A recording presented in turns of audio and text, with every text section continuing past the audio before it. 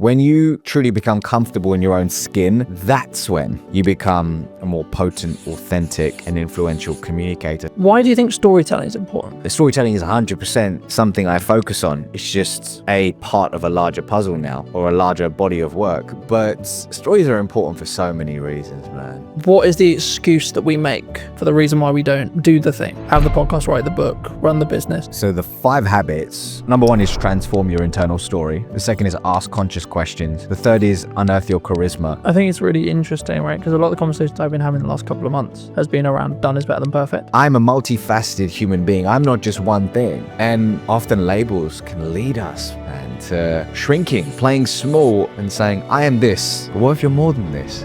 Did you know that 93% of you are not subscribed? So if you could please do me a favor and you're enjoying the show, then subscribing would mean the world to me, and it would allow me to grow the show and continue to get larger and larger guests and continue to bring what's missing in marketing today. Thank you ever so much for joining me, and I'll enjoy the episode. Hello, my friends. Welcome back to a brand new episode. Today, I'm going to be talking to Ravi, who talks all about communication and actually why is it important. So that's going to be what this conversation is going to be about. But welcome, Ravi. How are you? Good, man. I feel like we should have started rolling about 10 minutes ago because we had some good conversation about marketing, communication, books, all that good stuff. But I'm feeling good, man. As I told you in the green room or the coffee area, this has been a minute when it comes to me being on podcasts, given I've been focused on writing my book, being a dad and all that good stuff. So it feels good to be here, man. It feels good to be here. Well, thanks ever so much for coming down and for the time, of course. I mean, it would be wrong to not open the show with what you feel is missing in marketing today. I mean, we touched on it in the pre-show conversation a bit, but just to reiterate for the audience's sake, I mean, what do you feel is missing today?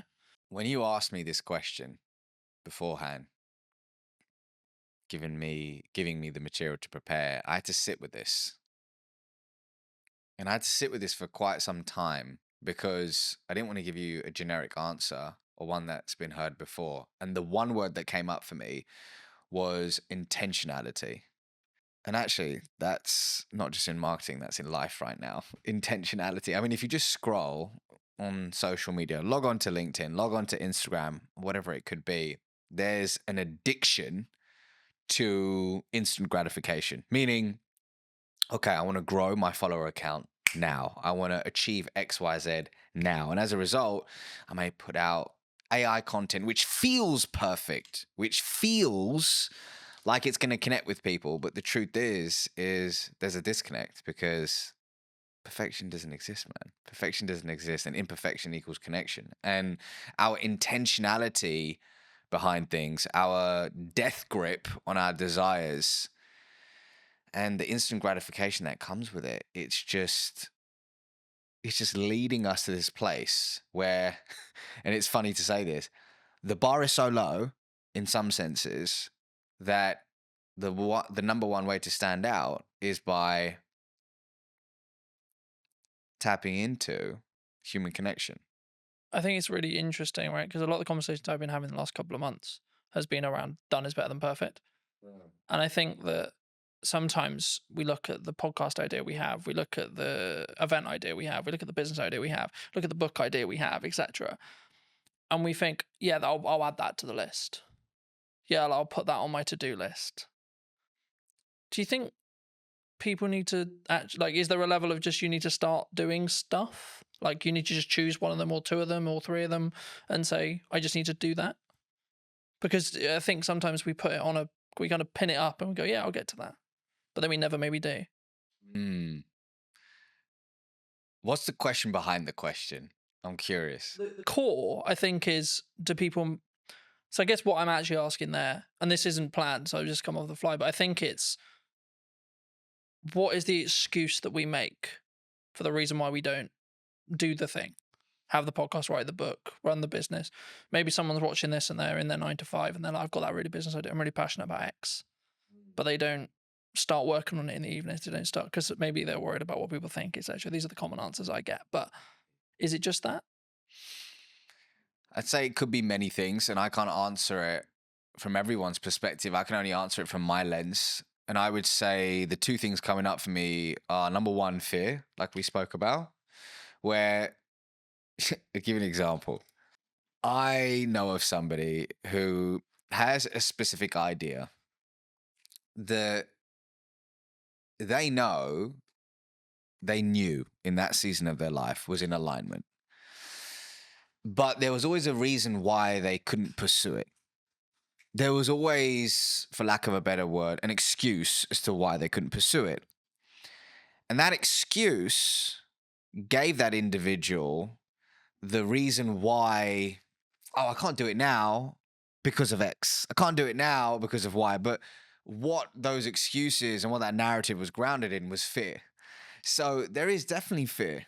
There is definitely fear. But as the old saying goes, fear stands for false evidence appearing real, right? So, yes, there's fear behind it. The second thing is, do you actually want the thing that you say you want? Or have you just logged onto Instagram and you've seen that Jamie is doing incredibly well now that she's left her 9 to 5 and is in this job and seems to be crushing it? And actually, you like the idea of that. You like the concept of that versus the actual reality.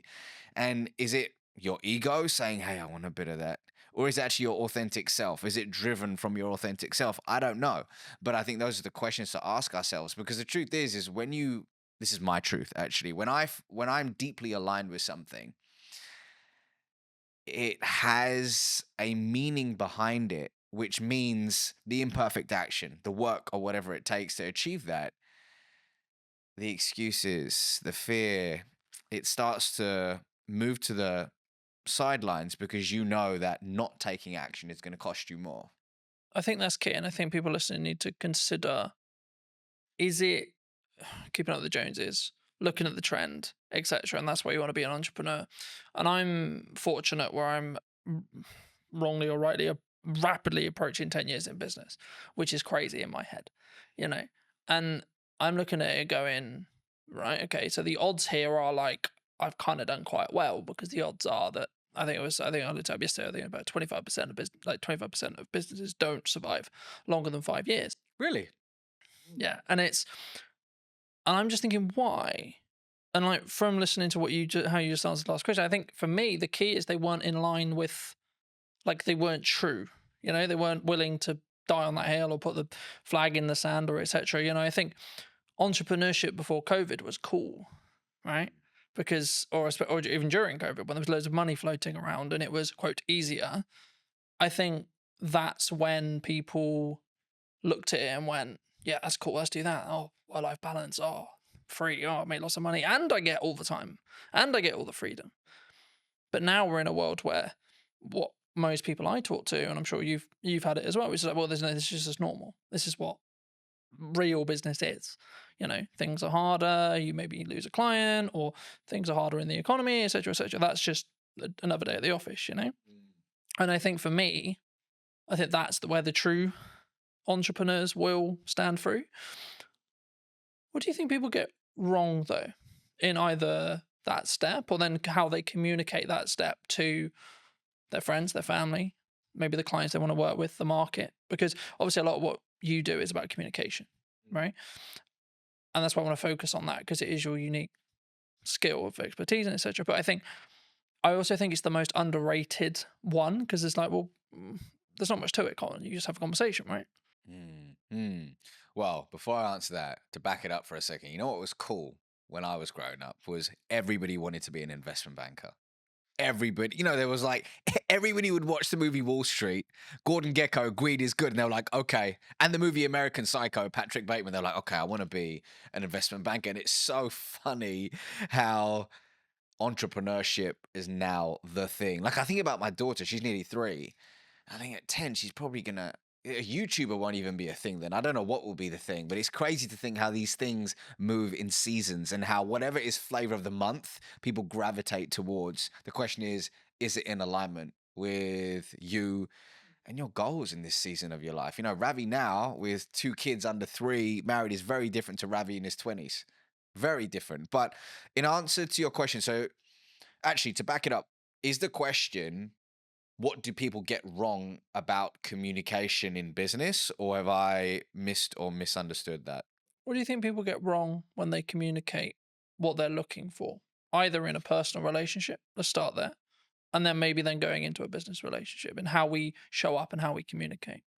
when you say what you're looking for, meaning how they communicate their desires to the external world, I think actually scrap that. I believe that often we forget to look within before we communicate our desires to the external world. And I think it's important to, in today's noisy world, just find solitude, regulate your nervous system, and find neutrality so you can really figure out, hey, what is alignment for me? Is the thing that I say I want actually the thing that I truly want? Or is there a path that is more aligned to me in this season of my life? I think that internal communication is super important and really tapping into your unique genius. I believe everybody has a zone of genius. Everybody has a zone of genius. But so much of the time, when we look externally, we say, oh, Carlton's doing this thing. Colin's pushing out content 24/7. That looks so dope. That looks so cool. Maybe I should do that. But actually, your zone of genius may not be being in front of the camera. Maybe your zone of genius is writing. And you should go all in on writing. Yet, what looks good is Carlton on video. So you disown your genius and you move towards a path of misalignment. But hey, sometimes we need to have the disconnect to allow for the reconnect, right? And that's a part of the journey. So I think, once again, actually scrap that. I believe that looking inward is a step that is often missed in today's world when it comes to thinking about our desires in business and personally. I think I think that's really important for people to consider, but also like it made me think of where I was at the early part of my 20s and now I'm in my latter half of my 20s, right? Yeah. And I think the definition of the word success when I was 20 was very different to what it is now. And I find like I can say this now, like in hindsight, but I find that really interesting in how it's developed and changed. And I think that's kind of to an extent what some people misunderstand, right? When they look at maybe I'm going to do this business and maybe it didn't work, or maybe they gave their all for 5 years and then actually they're like, you know what, yeah, I could, but you know, like I'm just going to go get something that is close but not there, right? And it's a job and it does what I need it to do, but then I can focus on everything else. And they're putting that first. Do you think that people sometimes struggle to, I don't want to say the word abandon what they used to call success or what their definition of that used to be, but do we need to, as we move forward in the seasons of our life, do we need to constantly readapt and constantly be okay with changing what success means, do you think? It's funny you say that because if I think about the version of me in my 20s and what I defined as success, so different, so different. And it's wild. But I also needed the 20-year-old version of Ravi to, like, actually, a better way to put it is I acknowledge that younger version of me. I have compassion for that younger version of me. And I know that he did the best he could with the consciousness that he had at the time versus berating that version. You know, some people say, oh, God, man, I was such an idiot. I did So many years. Yeah. actually we did the best we could in that season of our life with the tools that we had. So I've got to honor that version of me. But when I look back, I'm like, wow, I'm glad I've evolved.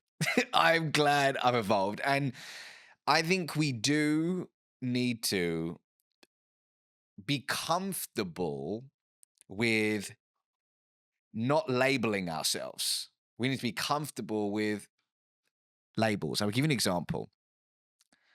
Somebody could say, I am an entrepreneur. I am an entrepreneur. And on the face of it, great. Gives that individual a sense of belonging, pride, identity, brilliant. However, let's say that one of their buddies hits them up and says, hey, Jamie, I've got this role at Netflix. It's in the C-suite. I've spoken to people internally. We think you would be incredible for it. But Jamie's like, hold on, but I am an entrepreneur. But actually, it's not working for them in a way that they would have hoped. And actually, being in the C-suite at Netflix could be more expansive and abundant for them, but they reject it. And they say, no, no, no, no, but I'm an entrepreneur. So the labels that we give ourselves can often create these mental cages where we shrink our desires, we play small, and we often reject abundance. Versus instead of saying I'm an entrepreneur, we could say I'm somebody who runs a business. Instead of saying I'm a podcaster, is I'm somebody who has a podcast. So when we expand our identity, we expand our being, and we allow abundance to organically find us. So, for example, when it came to writing my first book, this was a first for me. I haven't written a book before. So I intentionally thought about embodying the label of I'm a world class author. I am a world class author. So I could embody that identity to write something I'm deeply proud of, but quickly switched it to I'm someone who writes books. Because does that mean I say no to speaking? Does it mean I say no to coaching? Does it mean I say no to consulting? No. I'm a multifaceted human being. I'm not just one thing. And often labels can lead us, man, to shrinking, playing small and saying, I am this. But what if you're more than this? I think for me, and what I was thinking of as you were like explaining that as well, I think you can have your definition of success in the correspondence to the season you're in, right? As well. And I think I understand why people would like, I need the X, whatever it is, right? I need the car, I need the house, I need the wife, I need the lifestyle, whatever. But I think you can undo what's possible if you stay true, like if you only solely focused on that, rather than saying, I want to go north. Yeah, but Colin, you're not being specific on where north. Okay, but I know I want to go in this direction, and then see what opportunities then arise from there, and then reflect on what happens. So at this moment, yes, I run a marketing company. Sure. Okay. But if you had this same conversation nearly 10 years ago, I would have said, I do video production. Right. And if I had just locked into, no, I only do video production, that's all I do. I work with other video production companies and help them create content. Cool. Then it would have pivoted or changed what horizons I could have met or gone to. And what I found was that people, they tie what they're doing and their self-worth to it together. And I think that can be sometimes the issue. Massively.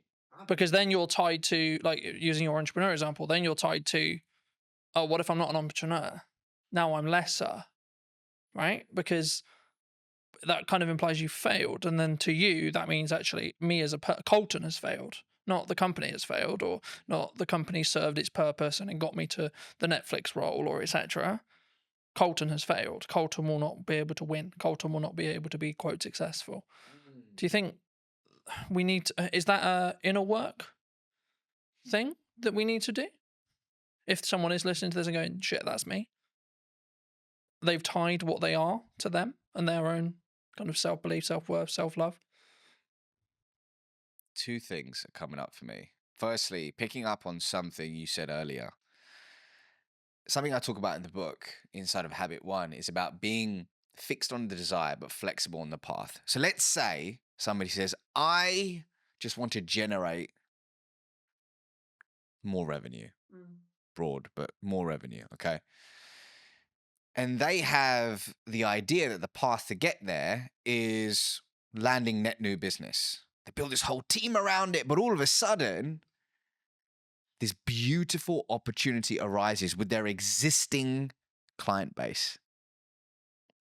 If they are fixed on the path and go, no, no, no, no, no, no, we're just going to acquire net new business, and they reject this abundant opportunity, they may not reach that idea of more revenue. But the idea of pivoting, being open to the infinite possibilities to reach that said desire, which will evolve, and it's okay to evolve it, is super key. Yes, that requires inner work. But going back to your question about self-worth, I used to work in investment banking.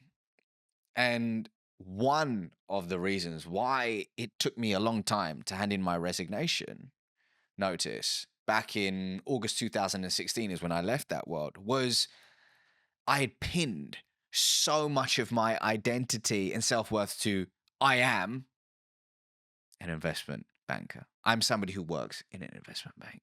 So much pride, status came from that, which stroked my ego, and it was beautiful until it wasn't.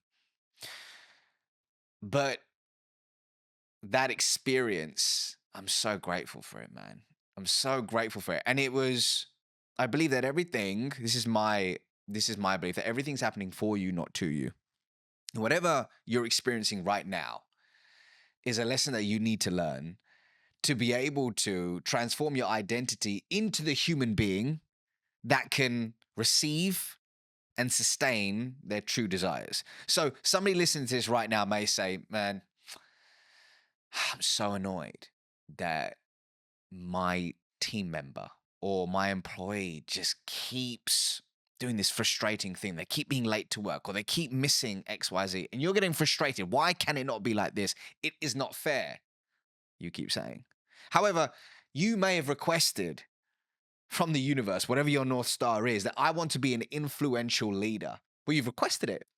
So as a result, the people, the projects, the challenging circumstances are coming your way to sharpen you, to expand your being so it can, once again, your identity can be transformed into one that is able to receive and sustain. So whoever's going through, whatever you're going through right now, see it as a gift, an opportunity to transform your identity. So if you are pinning your entire self-worth, over-indexing on career, whatever it could be, see it as an opportunity, right? Does it take looking inward? I believe so. For me, that's the way forward, but you got to figure out the right path for you. I think for me, lacking in the business world, and this is a very broad stroke, there's obviously exceptions to the rule, but I think sometimes is lacking is the self accountability side of it, right? So whenever I have a project or a podcast or something I'm doing, I'll go, right, even if it went well, cool, great, it went well, great, the client's happy. What can I do to make sure that experience was better? What can I do to make sure that that went closer to plan? Where was the issues? And there may not be a lot, but even if I get one thing, that will allow me to then build on it and so on. And this really comes into effect when you have something maybe that didn't go well, or maybe you unfortunately passed ways from clients or etc.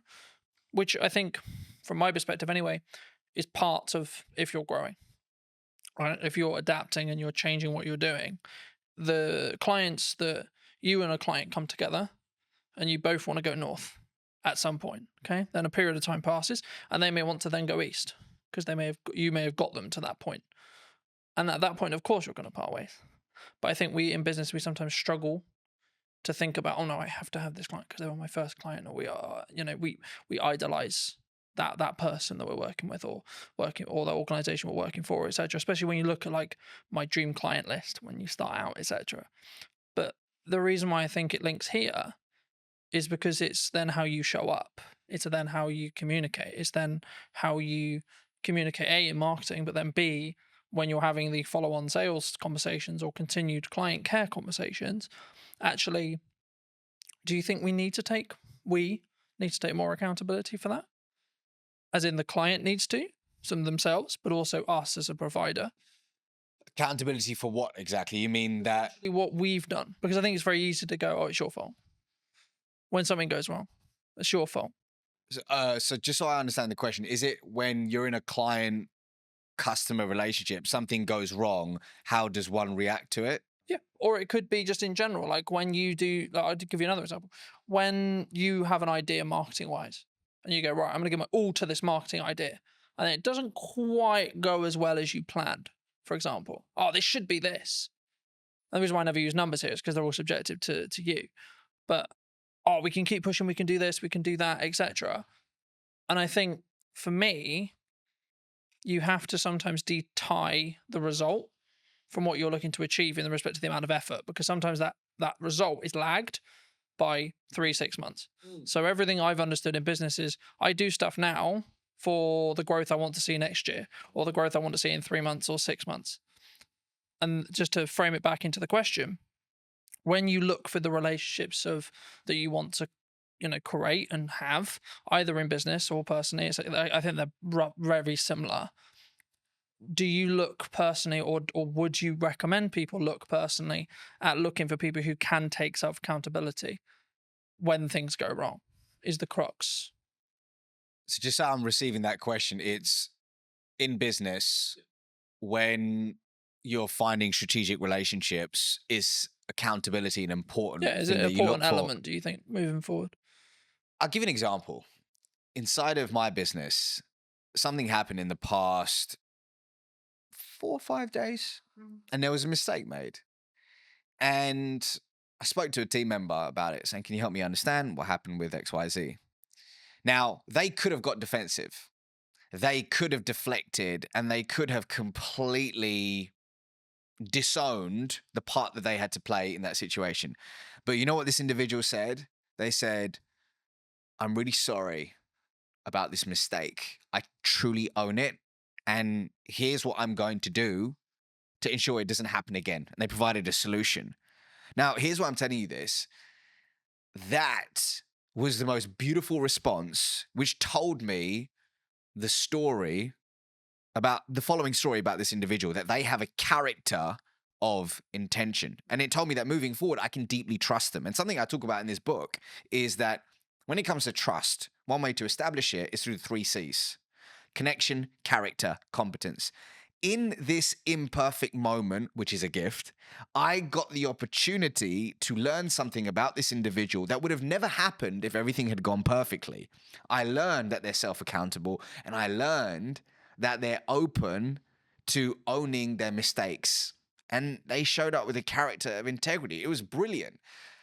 Simultaneously, I had another challenge or gift, shall I say, in the business that happened about 2 weeks ago with a third party. That didn't occur, which told me a different story about the individual in question. It told me a different story about that company. And it really has left a sour taste in my mouth. And I probably won't be partnering with them in a different season of my life once this project in question is over. So it's everything, man. Accountability in that sense is everything because it leads to trust. And I don't know about you, but I don't have a meaningful relationship in my life that isn't built on trust.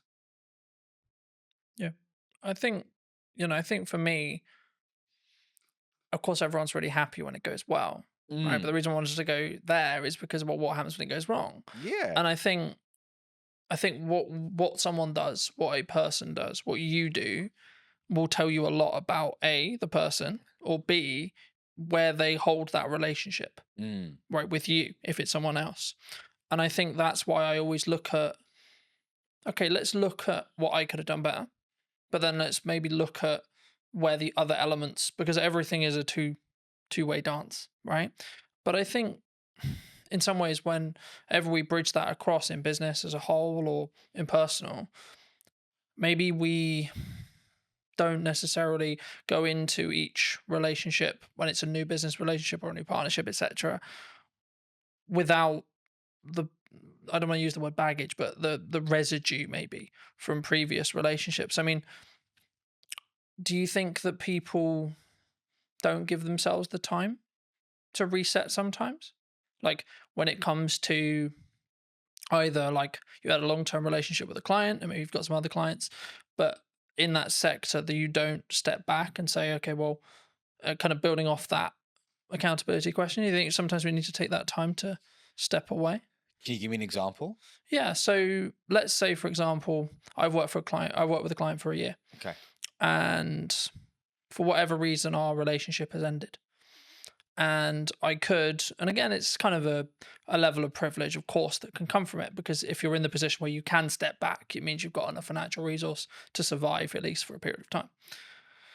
So there's nuance to the rule, of course, but if you can do that, do you think you'll show up better for the new clients in your next season, or the new business, or the new opportunities, or the new content when you can take kind of step back? Because I think I talk a lot about self accountability, but it comes from a place of I can give myself that space to say, okay, this is where I went wrong. And maybe if it's because I'm trying to mend a relationship with a client, perhaps, or maybe it's actually a relationship has ended, or a new one is about to begin, and I want to look back and see how I don't. Maybe the issues were, okay, how can we set up this relationship so it's more likely to be successful by learning from the past? The definition of reactive behavior, in accordance to the spiritual wisdom of Kabbalah, is engaging in any behavior that is grounded, and I'm paraphrasing, in fear, lack, or scarcity. So if we are operating consistently from a place of fear, lack, scarcity, we're engaging in reactive behavior. And I think, rather, I believe, a lot of our day to day, when especially when we're flying through our day on autopilot, meeting to meeting, doing X, Y, Z, we can unknowingly slip into reactive behavior. We can unknowingly and unconsciously end up having unconscious conversations, and we don't leave this space to look within. So, in your example, let's say if somebody has lost a client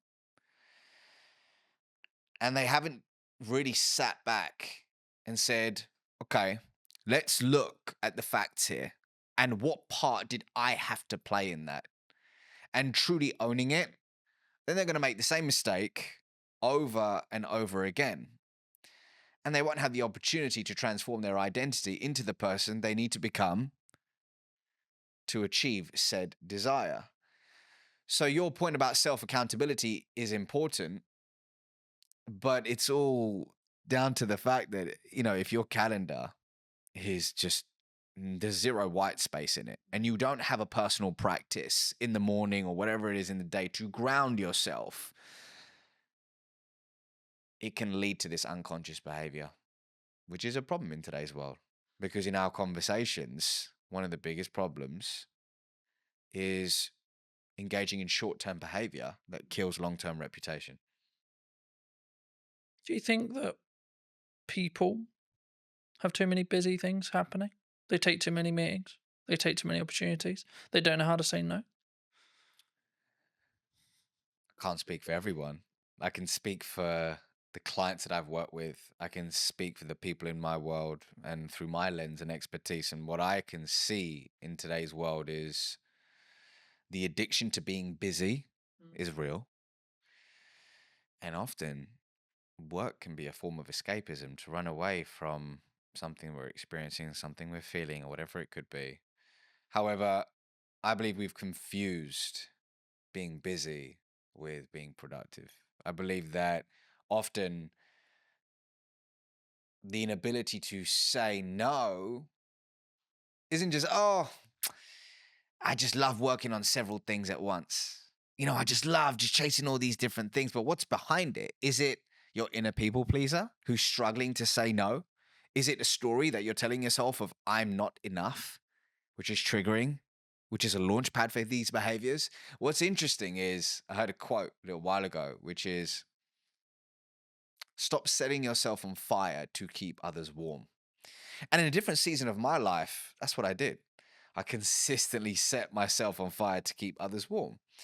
And what I mean by that is saying yes to people, projects, and opportunities that were misaligned with who I truly was and my desires, and then saying no to myself, which is a recipe for disaster. The question is, why does somebody struggle to say no? And when an opportunity does come up to say no, how can you do it with warmth? And I'm happy to give you an example of something that I had to do recently to actually say no with warmth. But actually, some people want to say no, but they feel guilty afterwards. What are they going to think of me? They don't want to be not liked. Ah, am I missing out on this? But there is a way to say no with warmth. Do you think that psychologically? Do you think we're naturally more likely to say yes because of that? We want people to like me. I'm going to say yes to you because I want you to like me. If somebody is struggling to say no, on the face of it, people give advice like, okay, well, what is it costing you by saying yes to this. Okay, here's what we're gonna do. We're gonna focus on you figuring out what's aligned with you, so you can start saying yes to the right things and no to things which are misaligned. That's great. I mean, an exercise which Dr. Zoe Chance of Yale University does with a lot of her students, she's a senior lecturer over there, is she gets them to say no. She said this on my podcast many years ago. She goes, I get people to say no for 24 hours to everything. As long as it doesn't result in a divorce or anything crazy, right? But get them to say no to everything so they can start flexing that muscle, which is brilliant. And that's great on the face of it, looking at all those things. And then there's going slightly deeper is, okay, but why do I struggle to say no? What is the story that I'm telling myself? Is it true? How long have I told myself this story? How do I reframe this story? How do I find positive evidence to start stacking evidence for the new story I want to tell myself? How do I reinforce that story? And is that work, that messy inner work that often people don't want to do. But for me, when you commit to a journey of introspection, that's when the beautiful things happen. And that's when organically becoming no doesn't necessarily make it easier, but it feels aligned. And you start wanting to do the inner work because you know the fruits that come with it. I think for me, it's a mindset, right? I see it as something that I've tried to do is like, I have a certain window of time, let's say 3 months, and I'm only allowed to say yes to one, maybe two things at maximum during that window. So is this really worth those two shots? Yes or no? You know, and I think it's not like something you can like if it's a job offer, etc. And like look and go, okay, is that going to help? Am I the right fit for the client? And sometimes I'll go, I don't actually know. That's when you explore more, you have more conversations, etc. But the key for me is making sure that whenever you do work with a client, or whether you do a body of work, write a book, run a podcast, etc., that it sticks into what you were starting to talk about at the beginning of today's episode, which was, is it authentic? Is it connected? And it's kind of I hate using it because it's kind of become a buzzword now, right? Being authentic on social and being authentic in content, but only you know whether you are. And something I did want to talk to you about, and I know it's maybe something you're maybe trying to move away from, and I would love to hear if that is something you're moving away from, potentially why. But like, why do you think storytelling is important? Well, actually, storytelling is the fourth habit in my book. So the five habits are: number one is transform your internal story. The second is ask conscious questions. The third is unearth your charisma. The fourth is tell stories that inspire change. And then the fifth is become the trusted guide. So to hit on your point, storytelling is 100% something I focus on. It's just a part of a larger puzzle now, or a larger body of work. But stories are important for so many reasons, man. But let's take it back to the work of Zoe Chance for a second, Dr. Zoe Chance. So, in her body of work, she highlights that human beings all have a gator, an alligator, and a judge within. Now, behavioral economists will liken this to system one and system two. And what she says is the gator is the fast, instinctive, and unconscious part of us, where our emotions live, that drives 95% of our decisions on a daily basis. The judge, like a judge in court, is slower, more deliberate. It requires conscious effort to make rational decisions. So the judge, or rather the gator, is automatic. The judge requires conscious effort, and the gator is more dominant. Interestingly, the gator is the first responder in Zoe's eyes. The gator is the first responder. And what it's doing a lot of the time is actually filtering what information we should pay attention to. And it's rationalizing, or rather, the judge is rationalizing the preferences of the gator. Here's why I'm telling you this, is that a lot of the time we lead with facts, we lead with figures, and we lead with data. And it's not about not using them, it's about understanding the context and when to lead with them. But for me, what we need to think about is how can we prioritize the needs of the gator so that we can then appeal to the judge. And one of the most potent ways somebody can do that is through impactful storytelling. But the $1 million question is how do you tell a good story? So from a lot of the work that I've done, whether it's training teams at Oracle NetSuite, T-Mobile, Sherwin-Williams, they all want to know, how do I tell a good story that inspires prospects, customers, and people to take action?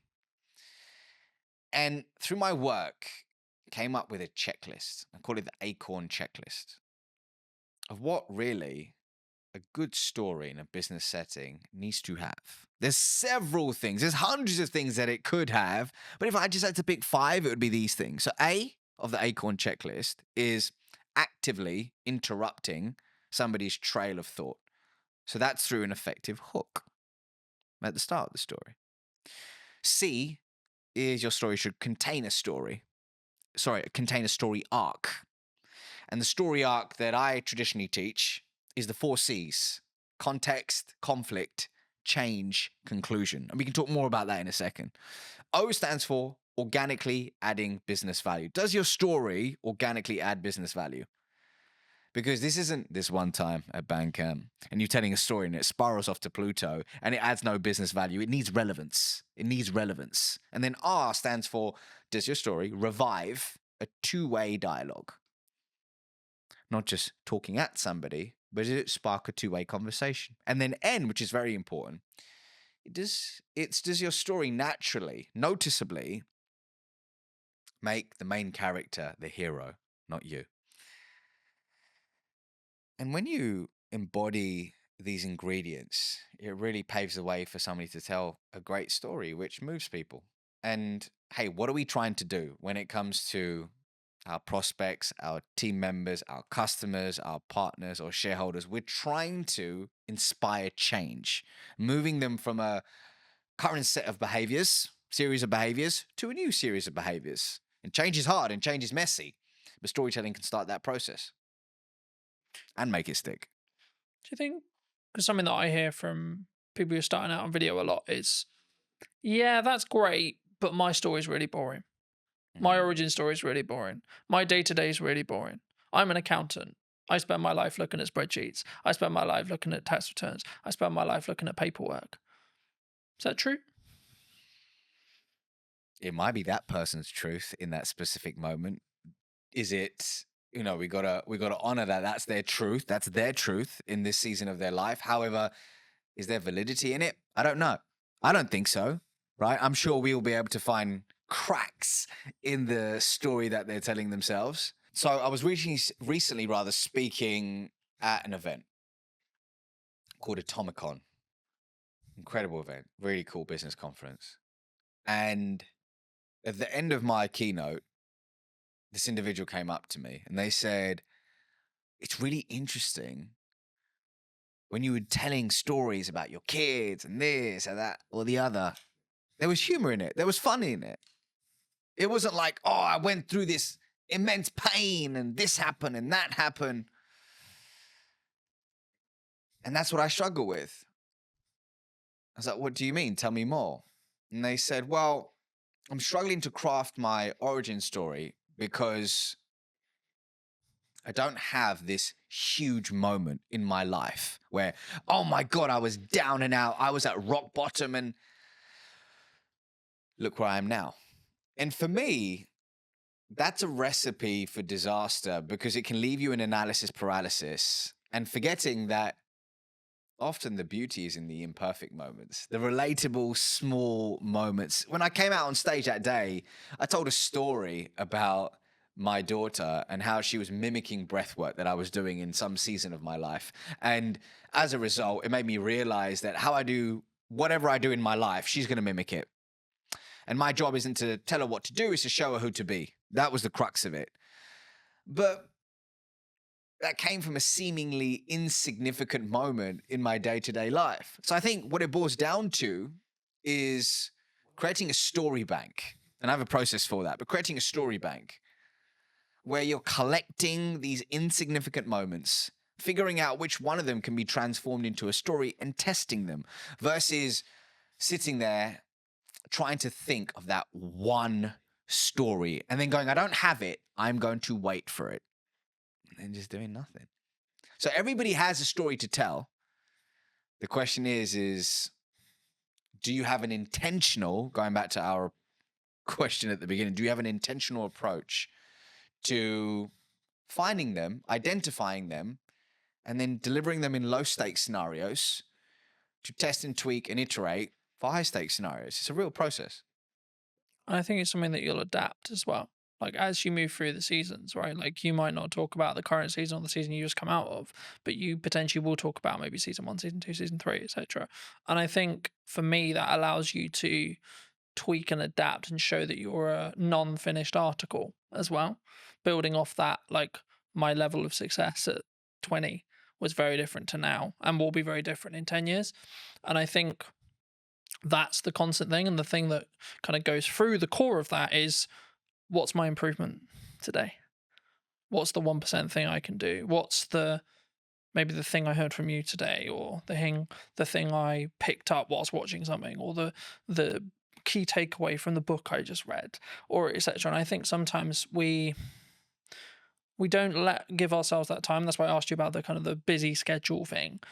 And something that I've tried to do is book less, like put more barriers in the way of those meetings, put more barriers in the way of guests coming on the show or etc. And then have more of a filter of who comes on, why, who am I having a conversation with, why, how can I be present in content, what content am I doing?